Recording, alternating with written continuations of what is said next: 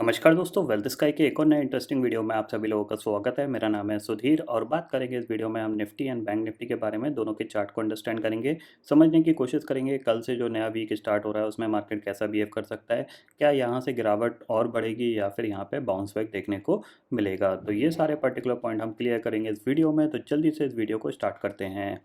Video start करने से पहले सबसे पहले बात कर लेते हैं हम कल जो मैंने वीडियो पोस्ट किया था आपको यूट्यूब पे, जिसमें मैंने आपके जो क्वेश्चन थे रिगार्डिंग जो डाउट्स थे वो मैंने क्लियर किए थे। अगर आपने वो वीडियो नहीं देखा है तो चैनल पे जाके ज़रूर देख लीजिएगा। उसमें मैंने बहुत सारे क्वेश्चंस लिए हैं जिसमें कि जो स्ट्रेटेजी है किस तरीके से काम करती है, डे हाई डे लो की, और 1 मिनट का हाई और लो किस तरीके से काम करता है, 5 मिनट के हाई का लो का क्या कंसेप्ट है, ये वीडियो मैंने डाला हुआ है कल। अगर आपने नहीं देखा है तो इसको ज़रूर देख लीजिएगा, हो सकता है आपके कुछ पॉइंट्स आपके काम आ जाएं। ठीक है, अब बात कर लेते हैं मार्केट की। मार्केट को अंडरस्टैंड करने से पहले देखो, ग्लोबल मार्केट की अगर हम देखें तो ओवर द नाइट जो फ्राइडे का ट्रेडिंग सेशन था तो उसमें ग्लोबल मार्केट थोड़े से कह सकते हैं कि जो उनका फॉल था वो थोड़ा सा रुकता हुआ दिखाई दिया है। हालांकि सस्टेन ऊपर फिर भी नहीं कर पाए, क्योंकि अगर आप देखोगे तो डाउ जोन्स करीब करीब 100 पॉइंट फर्दर गिर के बंद हुआ, नैस्डैक भी करीब फ्लैट बंद हुआ है। नैस्डैक एक पल पे ऑलमोस्ट 100 पॉइंट्स ऊपर कामकाज कर रहा था, बट फर्दर इनमें सेलिंग देखने को मिली थी। तो आप देख सकते हैं यहाँ पे, ये देखो 5 मिनट के चार्ट पे आपको दिखेगा कि ये ऑलमोस्ट ऊपर कामकाज कर रहा था, फिर end of the day day लो पे ही जाके क्लोज हुआ है। तो इसका मतलब क्या है कि ग्लोबल सेंटीमेंट नेगेटिव है, हमारा भी सेंटीमेंट नेगेटिव है, तो नेगेटिव साइड पे चांसेस इज़ वेरी हाई कि मार्केट रिएक्ट कर सकता है। ठीक है, अब आपको क्या पॉइंट ध्यान में रखना है, इस चीज़ को हमें समझना है। तो सबसे पहले देखो, ये जो पर्टिकुलर सीरीज़ है ये मंथली सीरीज़ है, तो इसमें निफ्टी और बैंक निफ्टी दोनों की एक्सपायरी आपको कब होती हुई दिखाई देगी, थर्सडे को एक्सपायरी होती हुई दिखाई देगी। यानी निफ्टी भी आपका थर्सडे को एक्सपायर होगा और बैंक निफ्टी भी अगर देखोगे तो 28 सितंबर को ही एक्सपायर होगा। ये मत समझ लीजिएगा कि वेडनेसडे को बैंक निफ्टी की एक्सपायरी होगी, वेडनेसडे को नहीं होगी, थर्सडे को होगी, क्योंकि ये मंथली एक्सपायरी है। ठीक है, इतना आपको क्लियरली समझ में आ गया।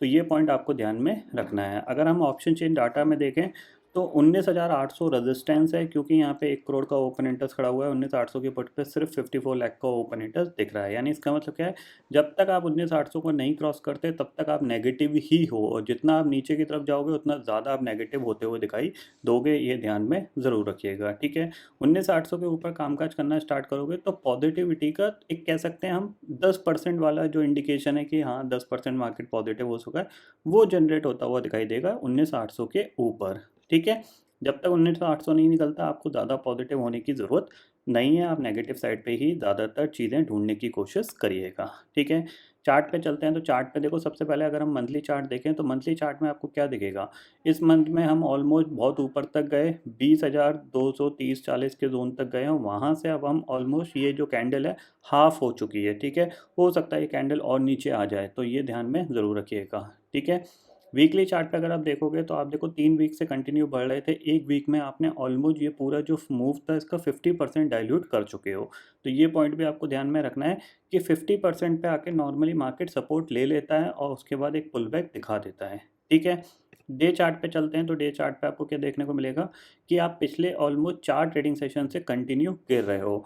दूसरी चीज़ है, अगर आप देखोगे तो आप ऑलमोस्ट नियर टू सपोर्ट के आसपास आ गए हो। वो सपोर्ट आपका कौन सा हो सकता है, एक तो आपका ये है, ठीक है, 19,580 के करीब का। ठीक है, ये जो पर्टिकुलर जोन है ये एक सपोर्ट का जोन है। दूसरा आपके पास जो है कि अगर आप मूविंग एवरेज वाइज यानी टेक्निकल वाइज देखोगे तो 50 day moving average, simple moving average जो है वो भी आपका इसी जोन में आता है, जो कि करीब 19,630 के करीब का है। तो यहाँ से एक बाउंस बैक आ सकता है, यानी यहाँ पे एक ग्रीन कैंडल बन सकती है। ये पॉइंट आपको ध्यान में रखना है। और मैं ये नहीं बोल रहा कि बनेगी बनेगी, बट बन सकती है। तो उसके लिए आप थोड़ा सा अपनी क्वांटिटी को सेल साइड पे कम रखिएगा, ये चीज़ ध्यान में रखिएगा। ठीक है, एक पुल बैक यहाँ से जब आएगा, यहाँ से एक पुल बैक आएगा, उसके बाद जब ये दोबारा गिरेगा तो इस फॉल में आपको एक कंटिन्यूटी देखने को मिलेगी, बट यहाँ पे एक बाउंस बैक आ सकता है। इस पॉइंट को आपको ध्यान में रखना है। बहुत बड़ा गैप डाउन होता है तो चांसेस वेरी हाई कि एक रिकवरी आ सकती है। ठीक है, अगर हम शॉर्टर टाइम फ्रेम में चलें तो शॉर्टर टाइम फ्रेम में अगर हम देखें यहाँ पे 15 मिनट के हिसाब से, तो आपको दिखेगा यहाँ पे मार्केट ने क्या किया है, ऑलमोस्ट एक कह सकते हैं एक डबल बॉटम यहाँ पे बना हुआ है।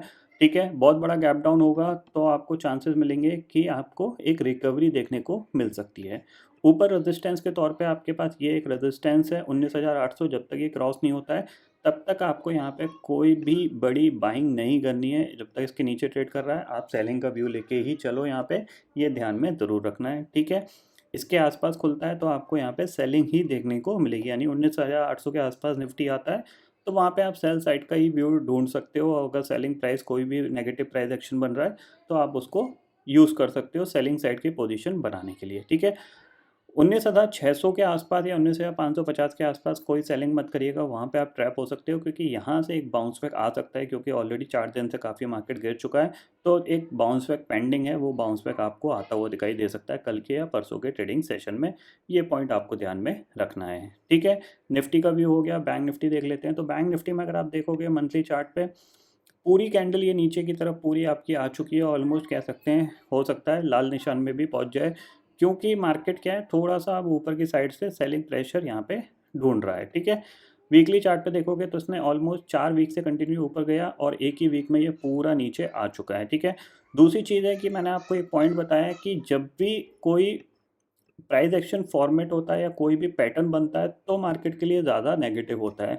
तो यहाँ पे आप देख सकते हैं, यहाँ पे क्या है डबल टॉप यहाँ पे फॉर्मेशन हो रहा है, आपको ये दिख रहा है, ये एक डबल टॉप का फॉर्मेशन हो रहा है। और जब भी प्राइस एक्शन बनेगा तो क्या है एक नेगेटिविटी ज़्यादा आएगी, जब भी एक पैटर्न और प्राइस एक्शन दोनों साइड पे रिएक्ट करेगा। तो एक डबल टॉप एक नेगेटिव पैटर्न है और नेगेटिव प्राइस एक्शन के साथ ये नीचे आएगा तो फिर एक कह सकते हैं नेगेटिविटी धीरे धीरे बढ़ती हुई दिखाई देगी आपको।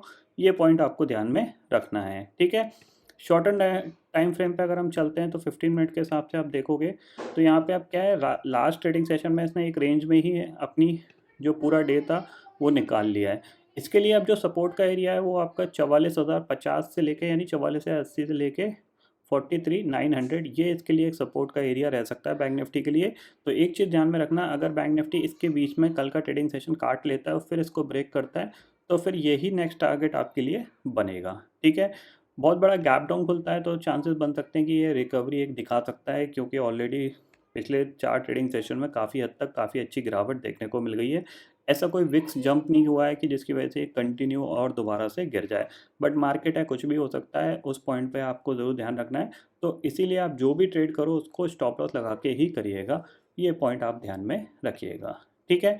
तो निफ्टी हो गया, बैंक निफ्टी हो गया। ग्लोबल मार्केट में ऑलरेडी आपको बता चुका हूँ, इंडेक्सेस फ्यूचर्स या ओवर द नाइट जो फ्राइडे का ट्रेडिंग सेशन था उसमें भी आपको ग्लोबल मार्केट में गिरावट देखने को मिली थी। तो अभी वहाँ पे भी एक करेक्शन चल रहा है, तो वो हो सकता है वो करेक्शन थोड़ा सा और डीप जाता हुआ दिखाई दे सकता है, क्योंकि जिस तरीके से ग्लोबल मार्केट में जो बॉन्ड यील्ड्स जंप हुई हैं, प्लस फेड का जो बेसिकली अनाउंसमेंट हुआ था कि इंटरेस्ट रेट हायर साइड पे ही रहेंगे, अभी कोई रिड्यूस नहीं होंगे, तो उसकी वजह से मार्केट में नेगेटिविटी काफ़ी ज़्यादा फैली है, ठीक है।